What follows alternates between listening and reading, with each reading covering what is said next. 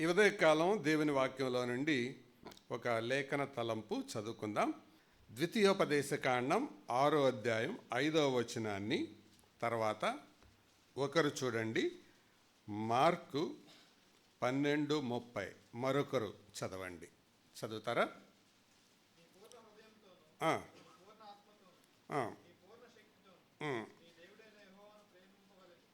నీ పూర్ణ హృదయముతోనూ, నీ పూర్ణ ఆత్మతోనూ, నీ పూర్ణ శక్తితోనూ నీ దేవుడైన యెహోవాను ప్రేమింపవలెను అని అన్నాడు. ఓకే, మార్కు సువార్త 12వ అధ్యాయం 30వ వచనం.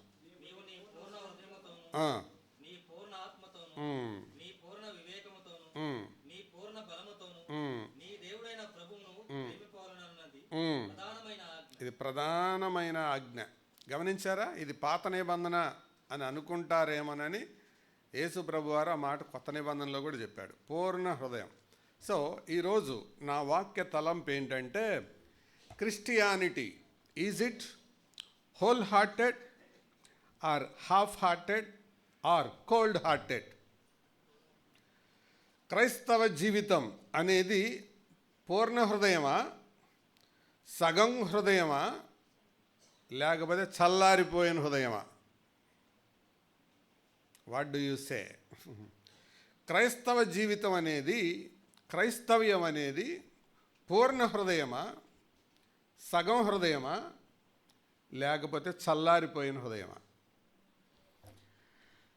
యేసు ప్రభువారు ఆయనని ఇరకాటంలో పెట్టాలని ఒక ఆయన అడిగాడు ప్రశ్న. ప్రధానమైన ఆజ్ఞ ఏంటంటే ఆయన ఇదే చెప్పాడు, అది ప్రధానమైన ఆజ్ఞ. సరే, దానికంటే ముందు ఒక విషయం అడుగుతాను. ఆజ్ఞాతిక్రమం ఏంటి? పెద్దగా చెప్పండి. పాపం. Very good. మరి ప్రధానమైన ఆజ్ఞాతిక్రమం ఏంటి? ప్రధానమైన పాపం. అంతే కదా? ఆజ్ఞాతిక్రమం పాపం. మరి ప్రధానమైన ఆజ్ఞాతిక్రమం ఏంటి? ప్రధానమైన పాపం. యేసు ప్రభువారు పరలోకానికి వెళ్ళబోయే ముందు ఆయన సేవా పరిచర్య ముగింపులో శిష్యులకు పునరుద్ధానుడైన తర్వాత చెప్పిన అంతిమ ఆజ్ఞ ఏంటి? సర్వలోకానికి వెళ్ళండి, సర్వసృష్టికి సువార్త ప్రకటించండి, శిష్యులుగా చేయండి అని చెప్పాడు కదా. మరి దాన్ని ఏమంటారు? అంతిమ ఆజ్ఞ అంటారు. మరి అంతిమ ఆజ్ఞకు వ్యతిరేకమైంది ఏంటి? అంతిమ పాపం. కాబట్టి లింక్ గుర్తుపెట్టుకుందాం. ఆజ్ఞాతిక్రమం ఏంటి? పాపం. ప్రధానమైన ఆజ్ఞాతిక్రమం ఏంటి? ప్రధానమైన పాపం. అంతిమ ఆజ్ఞాతిక్రమం ఏంటి? అంతిమ పాపం. అంతే, దట్స్ ఆల్. ఇదేం పెద్ద మర్మం కాదు. ఇప్పుడు చెప్పండి, ఈ మూడిటి కింద ఈ మూడిటిని మన ముందు పెడితే ఎంతమందిమి మనలో దోషులం అవుతాం? ఆజ్ఞాతిక్రమాన్ని చేసి పాపం ఎంతమంది చేస్తున్నారు? ప్రధానమైన ఆజ్ఞాతిక్రమాన్ని మీరి ప్రధానమైన పాపం కింద ఎంతమంది ఉన్నారు? అంతిమ ఆజ్ఞాతిక్రమాన్ని మీరి అంతిమమైన పాపం కింద ఎంతమంది ఉన్నారు? అది ఈ ఉదయం ఆలోచించాలని ప్రభు నామమున నేను మీకు జ్ఞాపకం చేస్తున్నాను. ఎందుకు అనంటే, దేవుడు మనలను ఆయన ఎంత ప్రేమించాడో మనం ఆయనను అంత ప్రేమించాలని కోరుతున్నాడు. అందుకనే పాత నిబంధనలో, కొత్త నిబంధనలో 2 సందర్భాల్లో కూడా ఆయన మాట చెప్పడం మనం చదువుతాం. ప్రేమించే విషయంలో అలాగే చెప్పాడు. నేను మిమ్మల్ని శాశ్వతమైన ప్రేమతో ప్రేమించాను, మీరు కూడా శాశ్వతమైన ప్రేమతో నన్ను ప్రేమించాలి అని ఆయన చెప్పినట్లుగా అర్థమవుతుంది. యేసు ప్రభువుని మనం కూడా శాశ్వతమైన ప్రేమతో ప్రేమించాలా? ఉందా? నేను కరెక్ట్ చెప్పానా, పొరపాటు చెప్పానా? శాశ్వతమైన ప్రేమతో మనం ప్రేమించాలా వద్దా? యేసు ప్రభుని ఏమండి? ప్రేమించాలి. ఎక్కడుందన్నమాట? ప్రభువుని శాశ్వతమైన ప్రేమతో ప్రేమించే వారికి ఎఫెసీ 6:24 మన ప్రభువైన యేసు క్రీస్తును శాశ్వతమైన ప్రేమతో ప్రేమించు వారికందరికీ, ఇప్పుడు జాగ్రత్తగానండి, కృప ఊరికినే దొరుకుద్దేనా? అందుకనే ఒక దేవుని సేవకుడు ఇలాగన్నాడు, grace is free but not cheap. కృప ఉచితమే కానీ చవకబారదు కాదు. కృప ఉచితమే కానీ చవకబారదు కాదు. అది యేసు ప్రభువును శాశ్వతమైన ప్రేమతో ప్రేమించే వారికి కృప కలుగునుగాక అని ముగించాడు ఎఫెసీ పత్రిక 6:24. కాబట్టి ఆయనను ప్రేమించటం ఇది ప్రధానమైన ఆజ్ఞ. సో ఎంత ప్రేమించాలని కోరుతున్నాడు ఆయన మనలను? పూర్ణ హృదయంతో. ఇది ఈ ఉదయం మన హృదయంలో పడాలని నేను కోరుతున్నాను. నిజంగా మనం ఆయనను పూర్ణ హృదయంతో ప్రేమిస్తున్నామా? ఒక దైవ సేవకుడు ఆయన ఇలా చెప్పాడు, a divided heart will never produce a devoted life. విభజించబడిన హృదయం విశ్వసనీయమైన భక్తిని ప్రతిఫలింపచేయలేదు. A divided heart cannot produce a devoted life. యేసు ప్రభు మన జీవితంలో ఏదో ఒక స్థలములో ఉండాలని కోరటల్లా, ప్రధానమైన సింహాసనం మీద ఉండాలని కోరుతున్నాడు. అంటే నీ తీర్మానాలలో, నీ ఉద్దేశాలలో, నీ యొక్క గమ్యంలో ప్రతిదీ. మరొక ఆయన ఇలాగా అన్నాడు, ఏమనంటే దేవుడు, ఆ కొటేషన్ నేను చదువుతున్నాను, a full and devoted heart cannot have idols in secret. దేవుని యందు స్థిరమైన విశ్వాసంతో ప్రేమతో ఉండే నిష్ట కలిగిన హృదయంలో దాచబడిన విగ్రహాలు లోపట ఏమీ ఉండవు. కాబట్టి దేవునిని హృదయపూర్వకంగా ప్రేమించడం అనేది క్రైస్తవ జీవితంలో ప్రతి వ్యక్తి మీద ఉన్న ప్రధానమైన బాధ్యత. అంటే చాలామంది చేసే పొరపాటు ఏంటంటే ఆయనను నమ్ముకొని ఇంకెలా బతికినా చాలు, ఆయన యందు విశ్వాసం ఉంచి ఇంకెలా జీవించినా చాలు అన్న తప్పుడు అభిప్రాయంలో చాలామంది ఉంటారు. యేసుప్రభు అనేది ఏంటో తెలుసా? బ్రతికితే హృదయపూర్వకంగా బ్రతుకు, లేకపోతే హృదయపూర్వకంగా వదిలే. దీనికి బైబిల్లో ఆధారాలు రుజువు చేయమంటారా? 7 సంఘాలలో ఆఖరి సంఘం ఏంటి? లౌదీకయ సంఘం. ఆ సంఘంతో మాట్లాడుతూ ప్రభు ఏమన్నాడు? నువ్వు వెచ్చగా లేవు, చల్లగా లేవు, పర్లేదు నేనే అడ్జస్ట్ అవుతాను అని అనలేదు. కానీ ఏమన్నాడు? నువ్వైతే వెచ్చగా ఉండు, లేదా చల్లగా ఉండు, లేకపోతే వెళ్ళిపో. అలాగే ఉంటే మాత్రం ఉమ్మేస్తాను. ఈరోజు సందేశం యొక్క సారాంశం ఏంటంటే, నువ్వు దేవునిని ప్రేమిస్తే హృదయపూర్వకంగా ప్రేమించాలి, లేకపోతే వదిలేసాయి ఆయన్ని. అటు ఇటు ఉండొద్దు, డబల్ గేమ్ ఆడొద్దు, యాక్షన్ చేయొద్దు. అందుకనే విలియం మ్యాక్డొనాల్డ్ అనే దైవజనుడు ఒక పుస్తకాన్ని రాశాడు.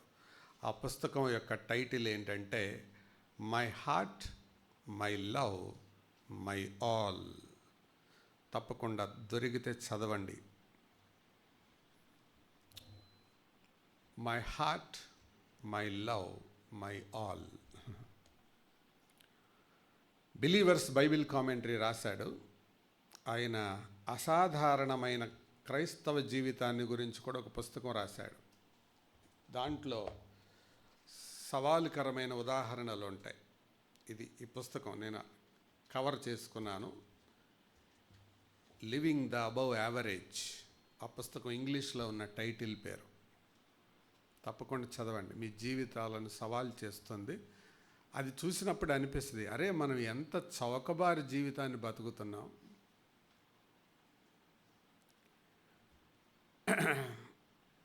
ట్రూ డిసైపుల్షిప్ అనే నిజమైన శిష్యత్వం అనే పుస్తకాన్ని కూడా ఆయనే రాశాడు. దాంట్లో ప్రారంభ పేజీలో ఉండే టైటిలే గుండెల్లో గుణపాన్ని దించేస్తుంది. అందులో ఆయన రాసింది ఏంటంటే, వారమంతా లోకంలో బ్రతికి లోకానుసారంగా బతికి వారంలో ఒకరోజు పరిమితమైన సమయం ఆయన సన్నిధికి వచ్చే వాళ్ళ కోసం దేవుడు ఎదురు చూడట్ల. దేవుడు ఎదురు చూసేది ఎవరి కోసం అంటే, తన సిలువనెత్తుకొని అనుదినము ఆయనను వెంబడించే వాళ్ళ కోసం.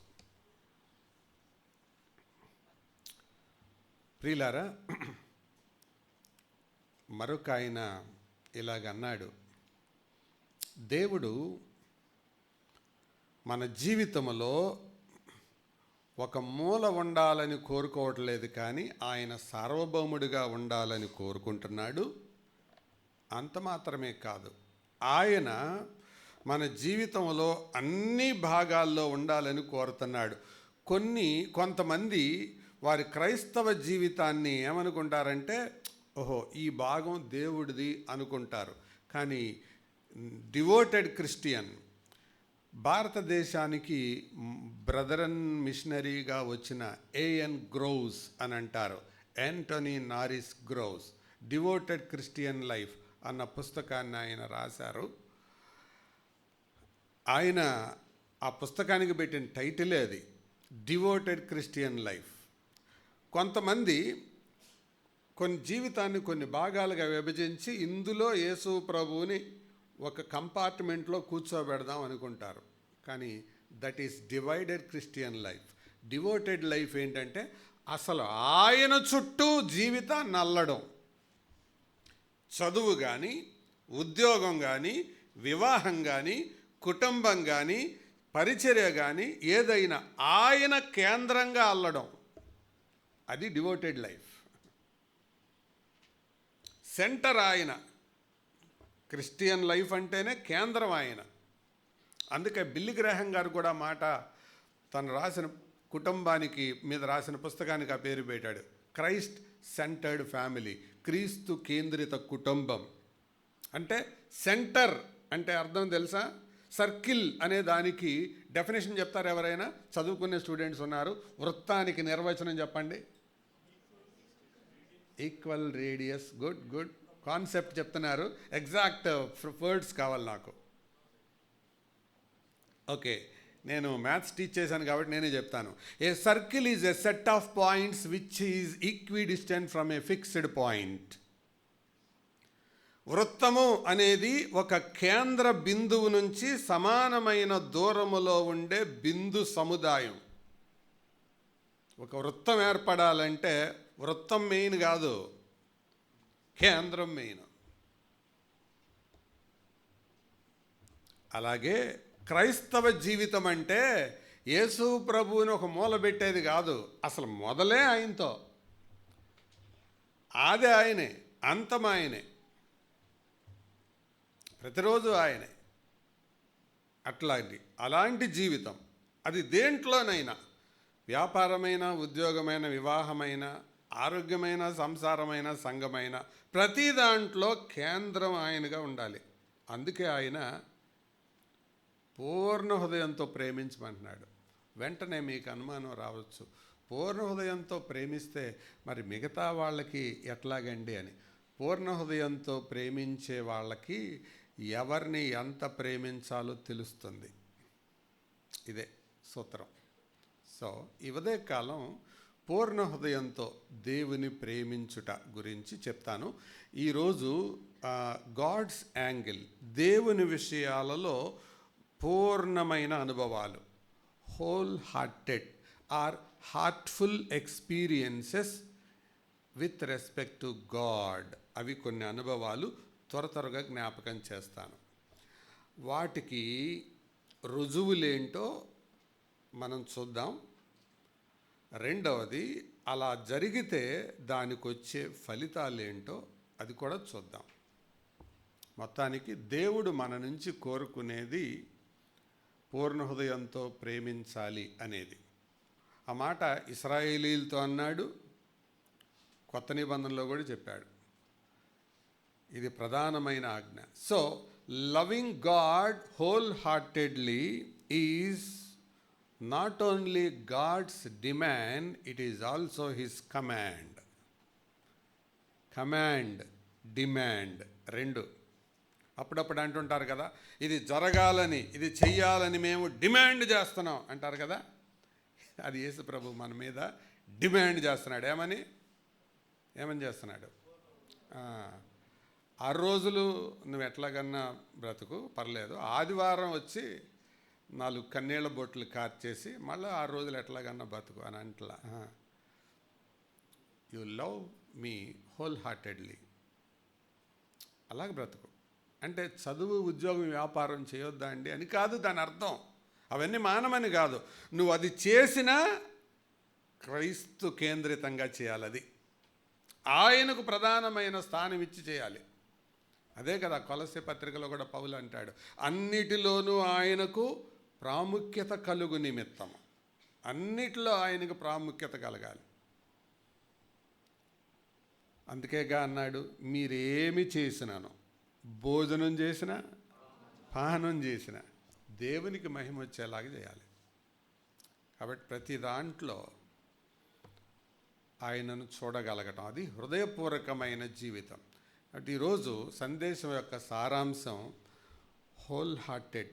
నువ్వు పూర్ణ హృదయంతో క్రైస్తవ జీవితాన్ని జీవిస్తున్నావా? 2, సగం హృదయంతో క్రైస్తవ జీవితాన్ని జీవిస్తున్నావా? లేదా చల్లారిపోయిన హృదయంతో క్రైస్తవ జీవితాన్ని జీవిస్తున్నావా? ఇదే క్వశ్చన్. రైట్, నేను త్వరగా ఆ మాటల్ని మీకు చూపిస్తాను. రండి. మొట్టమొదటిగా దేవుని విషయాలలో మన పని ఏంటి, 2 ఆ ఫలితం ఏంటి, 3 రుజువేంటి. ఈ టేబుల్ మీ ముందు పెడతారు. మీరు ఇంటికి వెళ్ళిన తర్వాత దాన్ని హోంవర్క్ చేసుకోండి. దేవుని ఎదుట దేవుడు మనందరి హృదయాలకు ఈ ప్రశ్న సంధిస్తూ ఉండగా మనల్ని మనమే పరీక్షించుకుందాం. నేను నా దేవుని, నా రక్షకుని నా పూర్ణ హృదయంతో ప్రేమిస్తున్నానా? ఇది ఆయన కమాండా, కౌన్సిలా? కమాండ్ అంటే ఏంటి, కౌన్సిల్ అంటే ఏంటి చెప్పండి. కమాండ్ అంటే ఆజ్ఞ, కౌన్సిల్ అంటే సలహా. డాక్టర్ గారు కమాండ్ ఇవ్వరు, కౌన్సిలింగ్ ఇస్తారు. మనుషులు ఏం చేయాలి తెలుసా, కౌన్సిలింగ్ని కమాండ్ లాగా తీసుకుంటారు, కానీ కమాండ్ని కౌన్సిలింగ్ లాగా తీసుకుంటారు. పొరపాటు చెప్పానా? డాక్టర్ గారు కౌన్సిలింగ్ ఇస్తారు, బాబు ఇది చేస్తే నీకు మంచిది కాదు అని అంటే అలాగే సార్. కమాండ్లనేమో కౌన్సిలింగ్ లాగా తీసుకుంటారు, కౌన్సిలింగ్ని కమాండ్ లాగా తీసుకుంటారు. దేవుడు కమాండ్ ఇస్తున్నాడు, this is my command, you love me whole heartedly. ప్రేమిస్తే హృదయపూర్వకంగా ప్రేమించు, లేకపోతే వదిలేసాయి. అది ప్రభు ఇచ్చేది. ఎందుకో తెలుసా, ఆయన ప్రేమించకపోవడం ఎంత భయంకరమైన నేరమో తెలుసా? చూడండి, ఆ మాట కూడా నేను చూపిస్తాను. కొరింథీయులకు రాసిన మొదటి పత్రిక 16వ అధ్యాయం 22వ వచనం. First letter to Corinthians chapter 16 verse 22. ఎవడైనను ప్రభువును ప్రేమింపకుంటే ఏంటండి అది, వాడు శపింపబడునుగాక. ఎవరు శపించబడునుగాక? ఎవడైనను ప్రభువును ప్రేమింపకుంటే. మామూలుగా అయితే అంత పదునైన పదం ఎవరికి వాడాలి? ఎవడైనను ప్రభువును ద్వేషిస్తే వాడు శపించబడుగాక అనాలి. అది కొద్దిగా లాజికల్గా ఉంటుంది. కానీ పౌలు ఏమన్నాడు? ఎవడైనను ప్రభువును ప్రేమింపకుంటే. కొత్త నిబంధనలో 2 శాపనార్థాలు ఉన్నాయి, తెలుసా మీకు? అది ఒక శాపనార్థం ఇది, కొరింథీ 16:22. మరొక శాపనార్థం గలతీ పత్రిక 1వ అధ్యాయం 10వ వచనంలో ఉంటుంది. చూస్తారు అది కూడా.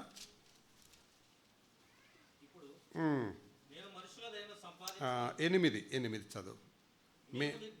చదువు. మేము మీకు ప్రకటించిన సువార్త కాక మరి ఒక సువార్తను మేమైనను పరలోకం నుండి వచ్చిన ఒక దూతయను మీకు ప్రకటించిన యెడల అతడు శాపగ్రస్తుడగును గాక. ఈ 2 శాపనార్థాలు. అంటే సువార్త విషయంలో మేము చెప్పే సువార్త గాక వేరొక సువార్త మేము చెప్పినా, పరలోకం నుంచి వచ్చే దూతలు చెప్పినా వాడికి ఏమవును గాక? శాపగ్రస్తులగును గాక. నాకు గ్రీకు రాదు, కానీ దీనికి గ్రీకు పదం వాడారట, ఎనాథమా అనే పదం. ఎనాథమా అంటే వాడు శాశ్వతంగా శపించబడును గాక.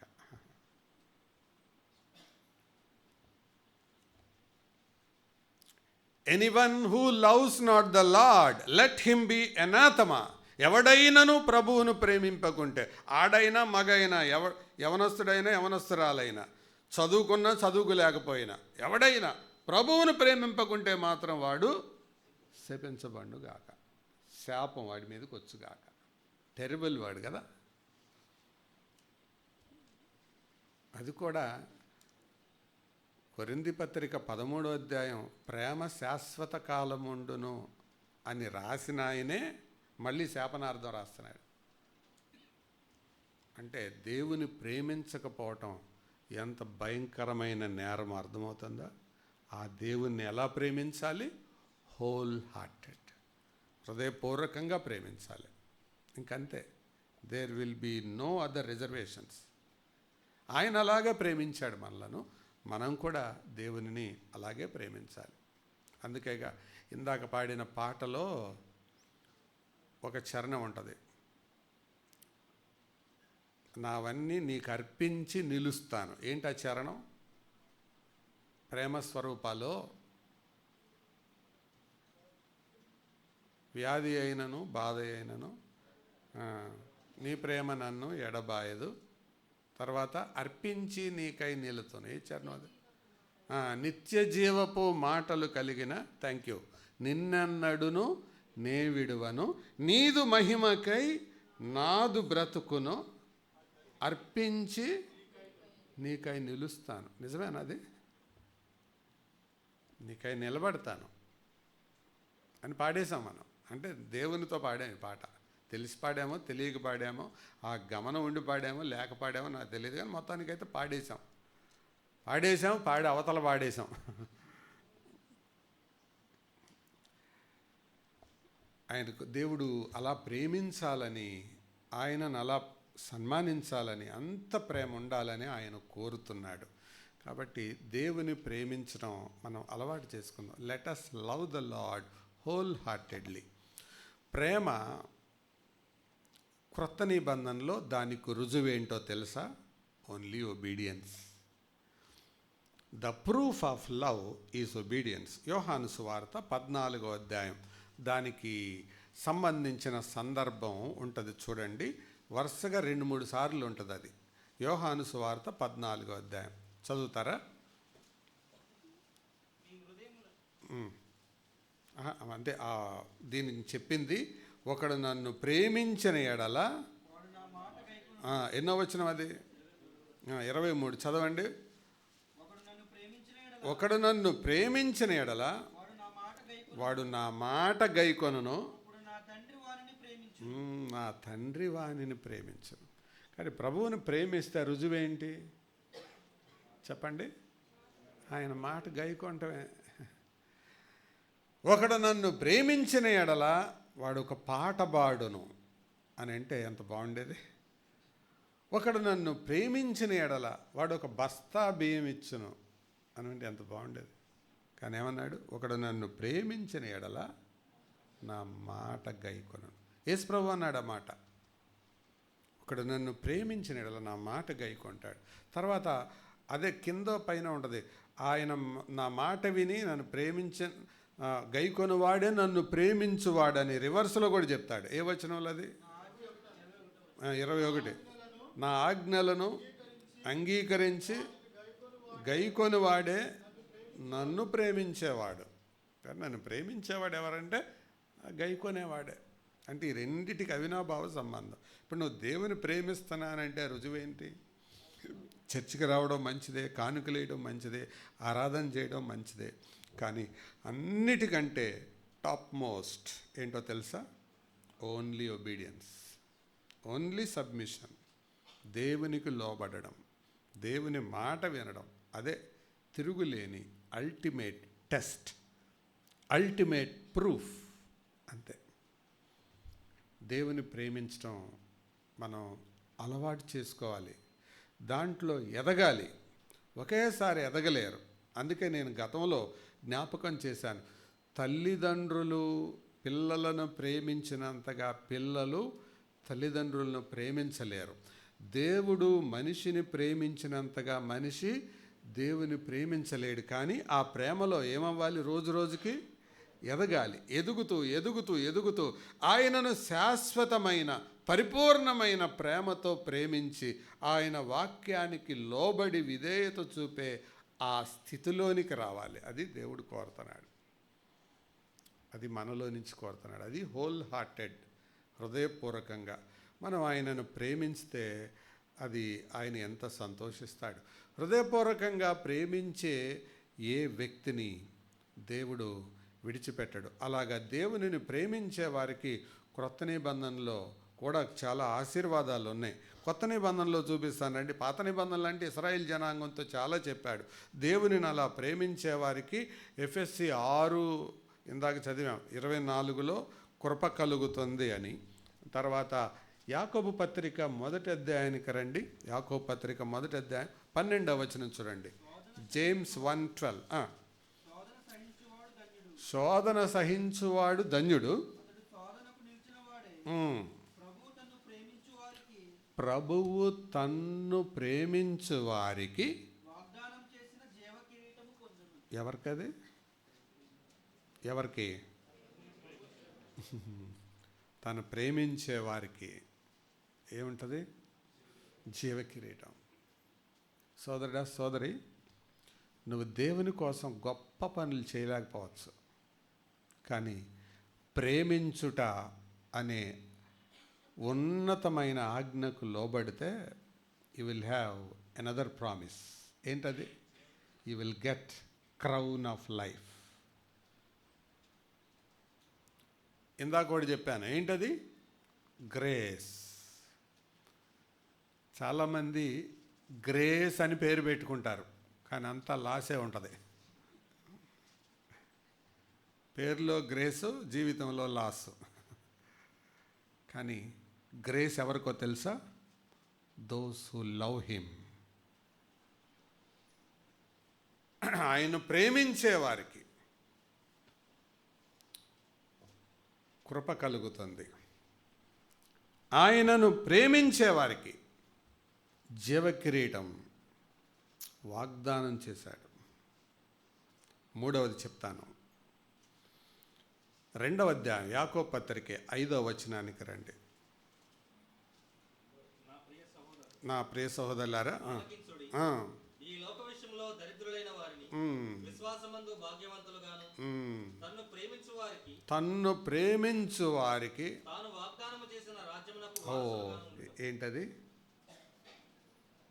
వాగ్దానము చేసిన రాజ్యం. ఎవరికి? దేవుని ప్రేమించే వారికి. దేవుడు ఏం చేశాడు? ఒక రాజ్యాన్ని. He promised a Kingdom. ఎవరికి? లవర్స్ ఆఫ్ గాడ్, దేవుని ప్రేమించే వారికి. మీ 3 పాడైపోకూడదని 3 చెప్పాను. మొదటిది ఏంటిది? దేవుని ప్రేమించే వారికి కృప. ఆ కృపతో జీవితంలో ఏదైనా నువ్వు అధిగమించగలవు. ఎందుకో తెలుసా? ఆ కృప నీకు చాలు. రోగాన్ని తట్టుకోగలవు, ఇబ్బందిని తట్టుకోగలవు, ఆర్థిక సమస్యలు తట్టుకోగలవు, నీ జీవితానికి కావలసినవి సాధించుకోగలవు ఆయన ప్రేమిస్తే. రెండవది, ఆయనను ప్రేమిస్తే జీవకిరీటం పొందుతావు, క్రౌన్ ఆఫ్ లైఫ్. మూడవది, ఆయనను ప్రేమిస్తే హీ ప్రామిస్డ్ ఏ కింగ్డమ్, ఒక రాజ్యాన్ని. ప్రేమిస్తేనే. ఆయనను ప్రేమించడం ఎంత గొప్ప భాగ్యం, అదే సమయంలో ఎంత గొప్ప బాధ్యత. ఇది ప్రేమిస్తే ఆయన మాటలు గైకుంటాం. ఆలోచించండి, ఈ సృష్టి మొత్తంలో దేవునిని మాటకు లోబడనివి ఏమున్నాయి చెప్పండి? భూమి, ఆకాశమా, చేపల, కాకుల, చీమల? దేవుని మాటకు లోబడనివి ఏమున్నాయి? కొన్ని చెప్పాలి, త్వరగా చెప్పాలి.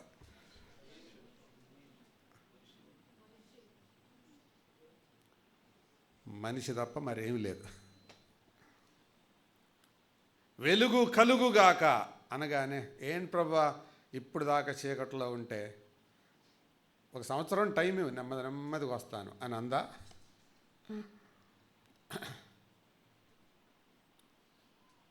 తమ జాతి ప్రకారము భూమి మొలిపించునుగాక అని అనగానే, ఉండు ప్రభువా కొద్దిగా మేము పెరగాల, బయటకు రావాలా, కాయలు ఇవ్వాలా, విత్తనాలు ఏర్పడాలా, నువ్వు మరీ అంత సడన్గా చెబితే ఎట్లా అని అందా?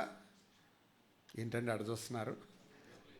లేదు, ఇమ్మీడియట్లీ, వెంటనే.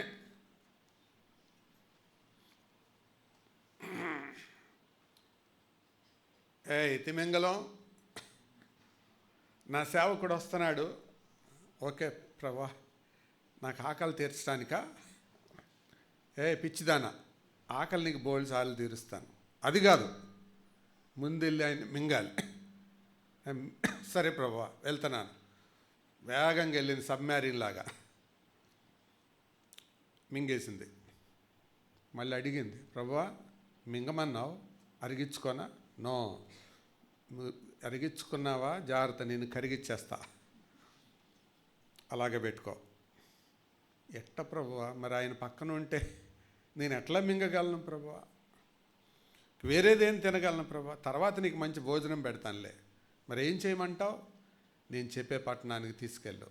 అర్థమైందా నేను ఎవరి గురించి చెప్తున్నాను? పెద్ద పెద్ద వాటిల్ని మింగగలిగిన మత్స్యం కూడా లోబడింది. అది దాని బుద్ధి కాదు, కానీ లోబడింది.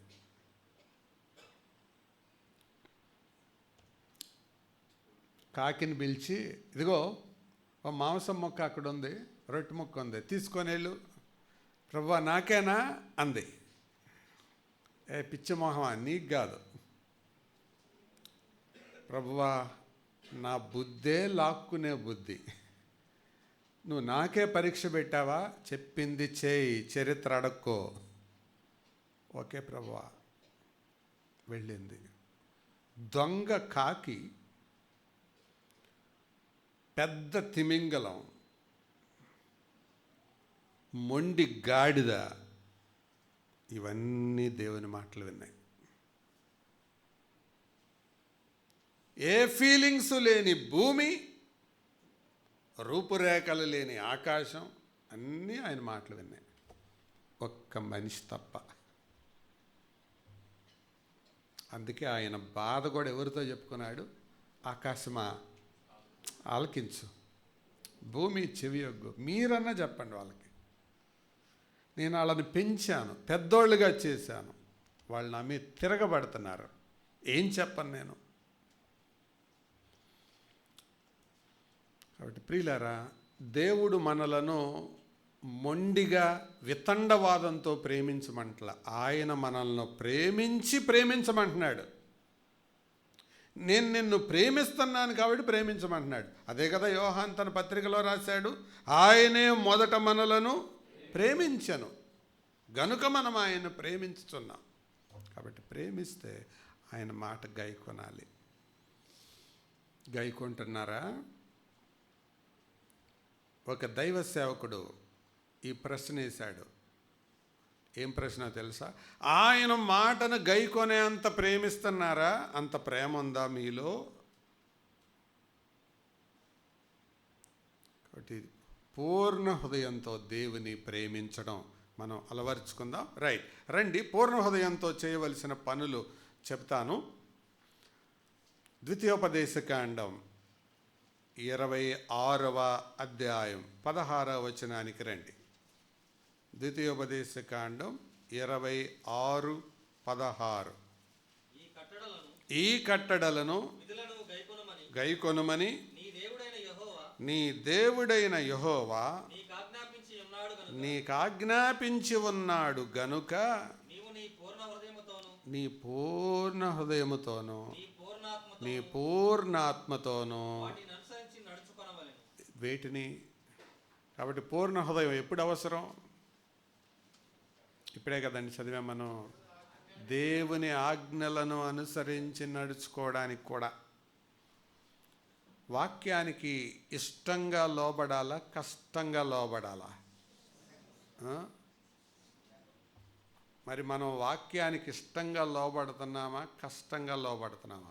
పూర్ణ హృదయంతో లోబడుతున్నామా, అర్ధ హృదయంతో లోబడుతున్నామా, లేదా చల్లారి హృదయంతో ఎదురు తిరుగుతున్నామా? అది దేవుని ఆజ్ఞ.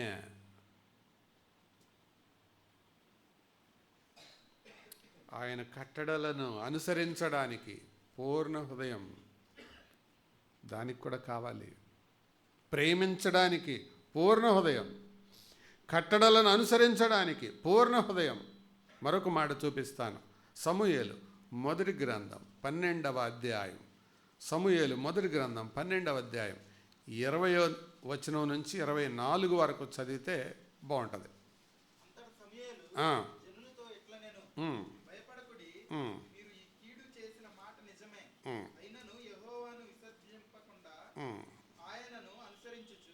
ఆయనను అనుసరించుచు పూర్ణ హృదయముతో ఆయనను, అంటే ఆయన సేవ చేసేది కూడా ఎట్లా? పూర్ణ హృదయంతో.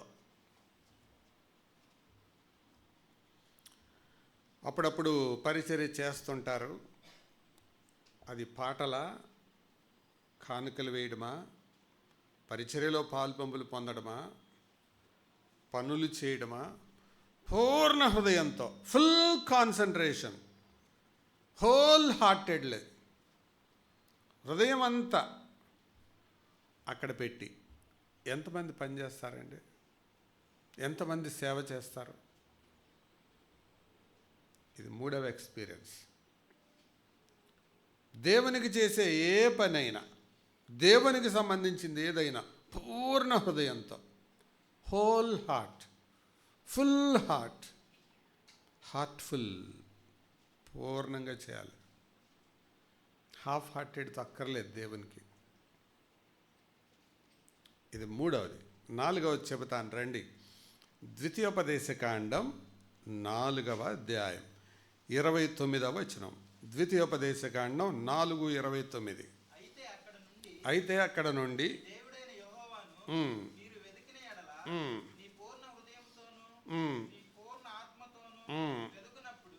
ఎట్లా దేవుని వెదికేటప్పుడు కూడా ఏం కావాలి? పూర్ణ హృదయం. వెదకటం అంటే సహజంగా ఏది వెతుకుతారు? కనపడని దాన్ని వెతుకుతారు, దొరకని దాన్ని వెతుకుతారు. నాన్న ఒక పాట రాశారు కదా, వెదకని నాకు దొరికితివి, నన్ను రక్షింపను వెదకితివి అని. ఒక ఆయన ఆ పాట విని, భిక్షాల్ గారు నేను మీకు ఒక సలహా ఇస్తాను, దేవుడు వెదకని నాకు దొరికాడు నిజమే, కానీ ఆ పాట పాడుతుంటే నాకేమనిపిస్తుందంటే దొరకని నన్ను వెదకితివి అని పాడాలని ఉంది అన్నాడు. అంటే అసలు నేను దొరికేవాడిని కాదు నాయన, నువ్వు అలాంటి దొరకనోడిని నన్ను ఎతికేవని. దొరకని దాన్ని వెతుకుతారు. కానీ దేవుణ్ణి కూడా ఎప్పుడైనా నీవు దూరమైపోయినప్పుడు, దేవుడు నీకు దూరంగా ఉన్నాడని అనిపించినప్పుడు ఆయన్ని వెతికే పని పెట్టుకుంటే, హృదయపూర్వకంగా వెతికితే తప్పకుండా దొరుకుతాడు ఆయన. అందుకే ఇశ్రాయేలు సైన్యమునకు ముందు నడిచిన దైవమా ఆ పాటలో ఒక చరణం ఇలా ఉంటుంది: నన్ను వెదకెడు వారికి నే దొరికెదనంటివి. వెతికితే దొరుకుతాడు ఆయన. కానీ ఎట్లా వెతకాలి? పూర్ణ హృదయంతో. దేవునికి సంబంధించిన ఊరికే లిస్ట్ అవుట్ చేస్తున్నానంతే. హోల్ హార్టెడ్ క్రిస్టియన్ లైఫ్ అంటే అది. దేవునిని వెతికితే అలా వెతకాలి, అలా వెతకాలి. దేవుడు కనుక్కొనేలాగా వెతకాలి.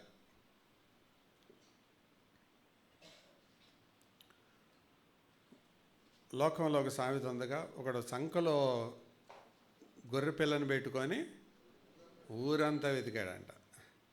అంటే దాని అర్థం ఏంటి? ఆడికి వెతకటం మీద ఏమీ లేదు, శ్రద్ధ లేదు. అలాగే అందుబాటులో ఉండే దేవుణ్ణి పెట్టుకొని ఊరంతా తిరిగే వాళ్ళు కూడా అలాగే ఉంటారు. దేవుడు చక్కగా అందుబాటులోనే ఉన్నాడు, ఆయన వెతికితే దొరుకుతానంటున్నాడు. పిల్లలు 2 రకాలు.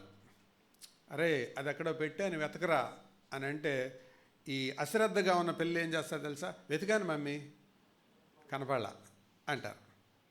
మమ్మీ వెళ్ళి చూసి, అరే ఏం వెతికావురా, అది అక్కడే ఉంది కదా అంటారు. చాలాసార్లు దేవుని వెతుకుతున్నావు కానీ దొరకట్లేదు ఆయన్ని. ఎందుకో తెలుసా? మనస్ఫూర్తిగా ఎతకట్లా. హృదయపూర్వకంగా వెతికితే ఆయన దొరుకుతాడు. ఇది ఫలితం. తర్వాత అనుభవం చెప్తాను రండి. రాజుల మొదటి గ్రంథం 8వ అధ్యాయం 48వ వచనం. మొదటి రాజులు 8:48.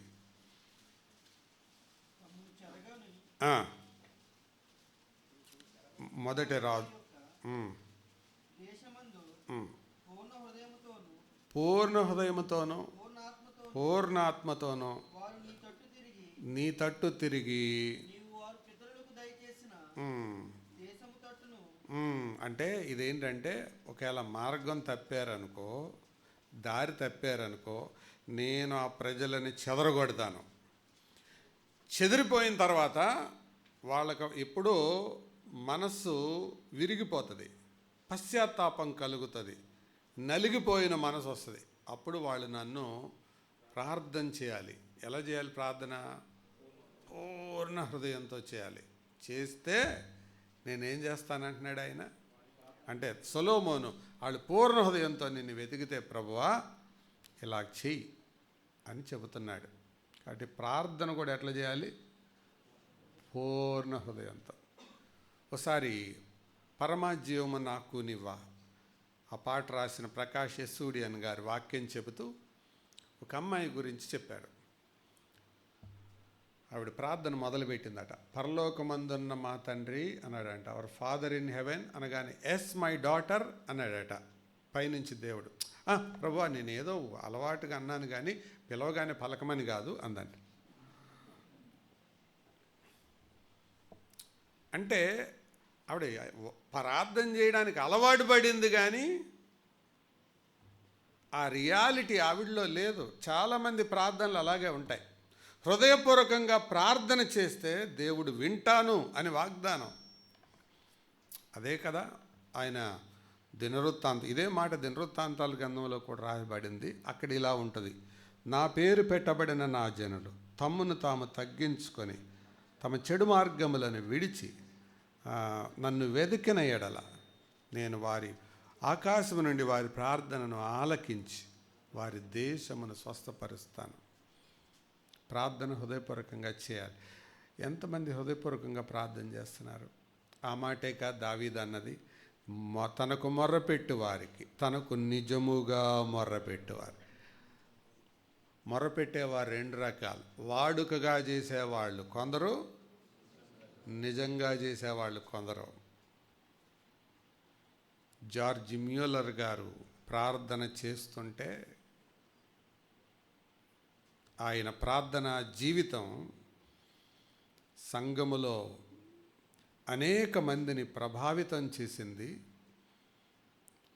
ఎవరైతే ఆయనకు వాక్యం చెప్పారో, ఎవరైతే ఆయనకు బాప్తిసం ఇచ్చారో, ఎవరైతే ఆయనకు బోధిస్తున్నారో వాళ్ళందరికీ ఒక సంగతి అర్థమైంది. ఏంటంటే, అరే మనం చేసే ప్రార్థన కంటే ఈ జార్జ్ మల్లర్ చేసే ప్రార్థన దేవుడు బాగా వింటున్నాడు, ఆయన చేసే ప్రతి ప్రార్థనకి జవాబు వస్తుంది అని వాళ్ళు ప్రార్థనా కూటంలో ఇలా ప్రార్థన చేయడం మొదలుపెట్టారంట. చేతులెత్తి, అబ్రహాము దేవా, ఇస్సాకు దేవా, యాకోబు దేవా, జార్జ్ ముల్లర్ దేవా. సంఘ ప్రార్థనల్లో ఈ మాట అంటున్నారు, జార్జ్ ముల్లర్ దేవా. ఎవరు? తమకంటే చిన్న కుర్రాడు అతను, తన తర్వాత రక్షించబడినాడు. కానీ సంఘానికి ఒక మాట అర్థమైంది. ఏమర్థమైంది? ఈ కుర్రవాడు ప్రార్థన చేస్తే దేవుడు తోసివేయడు. చెప్పండి, దేవుడు ఎవరికైనా బంధువా? అంటే పక్షపాతం కలిగిన వాడా? కాదు కదా. మరి ఎందుకు ఇవ్వటం లేదు అంటే, ఎక్కడో హృదయపూర్వకంగా ఉన్న ఆ టెంపో, ఆ ఫ్రీక్వెన్సీ అది తగ్గిపోతుంది. వాడుకగా పదాలు పలకటం అలవాటైంది. ఒక ఆయన ప్రార్థన చేయడానికి మొదలుపెట్టి మైక్ ముందుకు వచ్చి అనుకొని, ప్రేమ నమ్మకం కలిగిన తండ్రి, కొద్దిగా ఎక్కువ పెంచయ్యా, నీ బంగారు పాదాలకు స్తోత్రాలు, సరిగ్గా సౌండ్ తగ్గించయ్యా అంటే దేవుడితో ప్రార్థన చేస్తున్నానన్న ఇంగిత జ్ఞానం కూడా లేదు. ప్రార్థన యథార్థంగా చేస్తే, హృదయపూర్వకంగా చేస్తే దేవుడు తప్పకుండా ఆలకిస్తాడు. ఎంతకాలమైంది హృదయపూర్వకంగా ప్రార్థన చేసి? ప్రార్థన కూడా హృదయపూర్వకంగా ఉండాలి. Are you doing a casual prayer or whole hearted prayer? ప్రార్థన చేయడానికి ఇద్దరు దేవాలయానికి వెళ్ళారు. మనకు తెలిసిందే కదా. పరిసయ్యుడు ప్రార్థన ఏంటి? Casual prayer. క్యాజువల్ ప్రేయర్ ఎప్పుడు కేర్లెస్ ప్రేయర్గా ఉంటుంది. నేను అది చేశాను, ఇది చేశానని చెప్తున్నాడు, కానీ హృదయపూర్వకంగా గుండెను బాదుకుంటూ చేసిన వాడు ఫలితం పొంది ఇంటికి వెళ్ళాడు. హృదయపూర్వకమైన ప్రార్థన చేసి ఎంతకాలం అవుతుంది? దేవునికి సంబంధించిన ప్రతి పని చేస్తే హృదయపూర్వకంగా చేయాలి, లేకపోతే మానేయాలి. ప్రార్థన కూడా అంతే, హోల్ హార్టెడ్ ప్రేయర్. తర్వాత మాట, నిర్గమాకాండం 25వ అధ్యాయం, నిర్గమ 25:2 చూడండి. నాకు ప్రతిష్టార్పణ తీసుకొని రండని ఇశ్రాయేలుతో చెప్పుము. మనఃపూర్వకముగా అర్పించు ప్రతి మనుషుని యొద్ద. మోషే ఇశ్రాయేలుతో చెప్పు, నా మందిరానికి అవసరం తెమ్మని చెప్పి ఇశ్రాయేలీల్ని. నేను ఇడిపించాను కదా, వాళ్ళని దాసుల గుహ రప్పించాను కదా, ఇప్పుడు నేను మీ మధ్య నివాసం చేయడానికి ఒక గుడారం కట్టాలి, దానికి అవసరమైన వాటిని తెమ్మను. కానీ నువ్వెవరి దగ్గర తీసుకోవాలి? ఇచ్చి మానేసేవాడి దగ్గర, లేకపోతే ఏంటంటే పద్దాక మేము ఇవ్వాలా అనేవాడి దగ్గర వద్దు. ఎవరి దగ్గర తీసుకో? ఏముంది అక్కడ పదం? మనఃపూర్వకంగా ఇచ్చేవాడి దగ్గరే తీసుకో.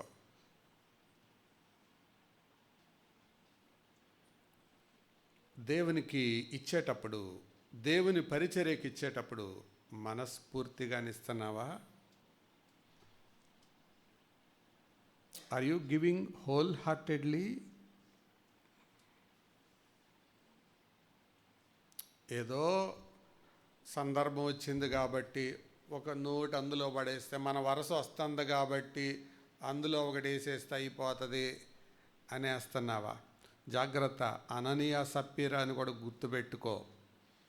ఎందుకో తెలుసా? ఇచ్చి పాడైపోయిన ఉదాహరణ వాళ్ళే. కాబట్టి మన కానుకలో విశ్వాసం లేకపోతే అది మనకు ఊరవుతుంది.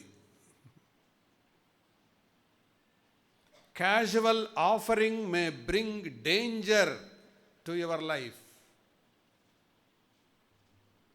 అందుకే శ్యాంబాబు గారు దైవజనులు ఆ పాట రాశారు. కానుకల పాత్ర కరమును తాకంగా కలువారి ప్రేమను కొలవేసి నీవు. కలువరి ప్రేమను కొలతై ముందు, అప్పుడు కానుకది. ముందు ప్రేమను కొలతై కానుక పెట్టెలో వేసేది, దేవునికి ఇచ్చేది హోల్ హార్టెడ్ ఆఫరింగ్.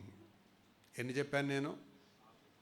6 చెప్పండి. మొదటిది హృదయపూర్వకంగా ప్రేమించడం, హృదయపూర్వకంగా లోబడడం లేదా అనుసరించడం, హృదయపూర్వకంగా సేవించడం, హృదయపూర్వకంగా వెతకడం, హృదయపూర్వకంగా ప్రార్థించడం, హృదయపూర్వకంగా ఇవ్వడం. చివరి మాట చెప్పి నేను ముగిస్తాను. దినవృత్తాంతముల మొదటి గ్రంథం 28వ అధ్యాయం 21వ వచనం. దినవృత్తాంతములు 28:1 మొదటి గ్రంథం. దేవుని మందిర సేవ అంతటికిని వంతుల ప్రకారము ఏర్పాటయ్యేది. ఎలాగెలాగా? వంతుల ప్రకారం.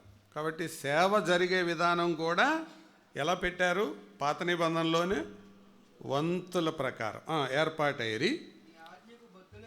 ఈ ఆజ్ఞకు బద్దులయ్యుండి ఈ పని అంతటిని నెరవేర్చుటకై ప్రవీణులైన వారును. ఎట్లా పెద్దగా చెప్పండి. దేవుని పని కూడా ఎలా చేయాలి? మనఃపూర్వకంగా, నాట్ హాఫ్ హార్టెడ్. అది వంట చేసిన, బల్ల సర్దిన, రొట్టె విరిచిన, రసం పంచిన, చాపలేసిన మనస్ఫూర్తిగా చేస్తున్నావా? సగం మనసుతో చేస్తున్నావా? నష్టం తెచ్చుకుంటావు.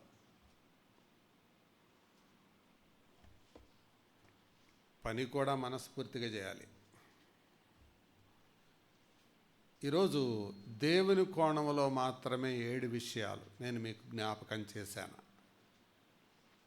ఇప్పుడు చివరికి నా ప్రశ్న ఏంటంటే, are you a whole hearted Christian or a half hearted Christian? ఇది నా ప్రశ్న. మీ మనసుకి ఏమనిపిస్తుంది? మీరు పూర్ణ హృదయ క్రైస్తవుల, అర్ధ హృదయ క్రైస్తవుల, లేకపోతే చల్లారిపోయిన హృదయ క్రైస్తవుల? దేవుడు ఏది కోరుకుంటున్నాడు? పూర్ణ హృదయం. ఆయన అలా ప్రేమించాడు, మనం అలా ప్రేమించాలని కోరుతున్నాడు. ప్రేమకు కొలత, రుజువు విధేయత అంతే.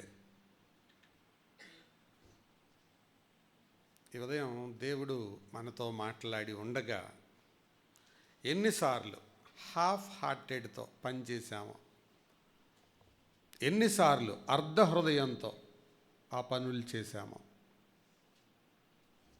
పిల్లలకి మార్కులు ఎందుకు రావు? మీరు చెప్పండి. టీచర్లను అడిగితే చెప్తారు. ఏమంటారు?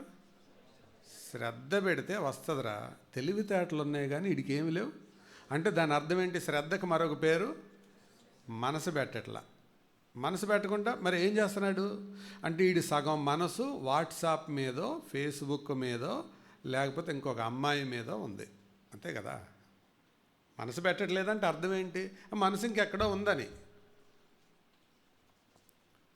అందుకే కదా చదువు రాదు. మరి ఇప్పుడు దేవుని పనులలో ఒక విశ్వాసి ఎందుకు ఫలించలేకపోతున్నాడు అంటే సేమ్ రీజన్, అదే రీజన్. దేవుని హృదయపూర్వకంగా ప్రేమించేవాడు, హృదయపూర్వకంగా సేవ చేసేవాడు, హృదయపూర్వకంగా ప్రార్థించేవాడు, హృదయపూర్వకంగా పనిచేసేవాడు, హృదయపూర్వకంగా పశ్చాత్తాపడేవాడు, హృదయపూర్వకంగా అర్పించేవాడు తప్పకుండా ఫలం పొందుతాడు. ఇదే నియమం. ఈరోజు నా ముగింపు ప్రశ్న, am I a whole-hearted Christian or half-hearted Christian? దేవుడైతే హోల్ హార్టెడ్గా నన్ను ప్రేమించండి అని కోరుతున్నాడు. సో ఎవరికి వాళ్ళమే మనం ఈ ప్రశ్న వేసుకొని మనస్ఫూర్తిగా ఆయనను ప్రేమించడానికి మనం తీర్మానం చేసుకుందాం. తల వంచండి, ప్రార్థన చేద్దాం.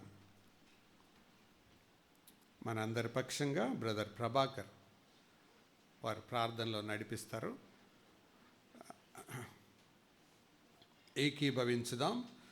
దేవుడు మన ఎదురుకు తీసుకొని వచ్చిన వాక్య తలంపులను వారికి మనం స్పందించుదాం. దేవుని ఎదుట మనం ఒప్పుకుందాం. ఎన్నిసార్లు అర్ధ హృదయంతో పనిచేశామో, ఎన్నిసార్లు సగంగా దేవుని పనుల్లో పాలు పంపులు పొందామో, ఎన్నిసార్లు సగంగా దేవుని ఎదుట ప్రవర్తించామో, దేవుని ఎదుట ఒప్పుకుందాం. పశ్చాత్తాపం కూడా పూర్ణ హృదయంతో ఉండాలి. దేవునికి చేసేది ఏదైనా అర్ధ హృదయంతో చేసేదాన్ని తట్టుకోలేడు ఆయన. పూర్ణ హృదయంతో చేసే చిన్న కార్యాలు కూడా దేవుడు విలువిస్తాడు. కానీ అర్ధ హృదయంతో చేసే గొప్ప కార్యాలను కూడా దేవుడు తోసివేస్తాడు. వద్దు, ఆ జీవితం వద్దు. శాశ్వతమైన ప్రేమతో ఆయన్ని ప్రేమించుదాం, ఆయనకు లోబడదాం, ఆయన సేవ చేద్దాం, ఆయన కొరకు పని చేద్దాం, ఆయనకి ఇద్దాం, ప్రార్థించుదాం. ప్రభు ఈ మాటలు మన వినికిడిలో దీవించునుగాక.